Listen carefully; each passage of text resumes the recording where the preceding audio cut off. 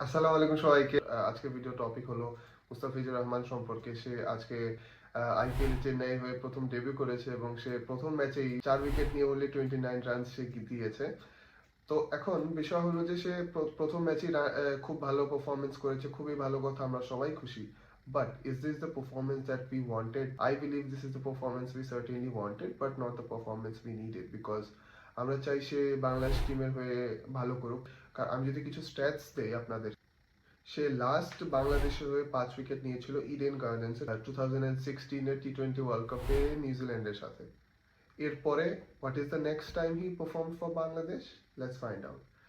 2021 সালের 8 সেপ্টেম্বর মিরপুরে নিউজিল্যান্ডের বিপক্ষে সে 4 উইকেট নিয়েছিল, যেখানে সে মাত্র 12 রান দিয়েছিল। 2021 সালে, এখন আমরা চলছে 2024 সাল। এতদিন পর্যন্ত আমরা এখনো তার থেকে তেমন একটা ভালো পারফরমেন্স কিন্তু পাইনি।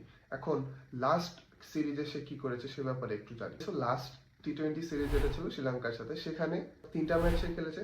তার মধ্যে মাত্র 2 ম্যাচে একটা একটা করে উইকেট পেয়েছে এবং বাকি একটা ম্যাচে সে কোনো উইকেটই পায়নি। তাহলে এই পারফরমেন্স থেকে আমরা তার থেকে কি এক্সপেকটেশন রাখতে পারি, তাই না? যার কারণে সে বেস্ট 11 থেকেও ড্রপ হয়ে যায় তার এই পুয়ার পারফরমেন্সের কারণে। এই সিরিজটা শেষ হলো, টেস্ট সিরিজ হলো, সে আইপিএল খেলতে চলে আসলো এবং আইপিএল এ খেলতে এসে ইনজুরি থেকে কাটিয়ে এসে সে প্রথম ম্যাচেই 4 উইকেট নিয়ে নিল। এই ব্যাপারটা কেন হলো? এই ব্যাপারটা কি তার ইচ্ছার উপর হলো? এই ব্যাপারটা কি তার ফিটনেসের কারণে হলো? এই ব্যাপারটা কি তার মনোযোগের কারণে হলো, আর তার ডেডিকেশন? আমাদের আই থিঙ্ক আমাদের বোর্ড সিলেক্টরদেরকে খুব চিন্তা করা উচিত, কারণ যেখানে সে পারফরমেন্স আমরা সবচেয়ে বেশি আশা করি বাংলাদেশ টিমের হয়ে, কিন্তু সেখানে সে আসলে খুব একটা ডেলিভার করতে পারছে না। এর কারণটা কি? এই কারণটা বের করা খুবই জরুরি। I really hope Mustafiz will start performing for Bangladesh, and also he will keep on shining in the T20 leagues as well.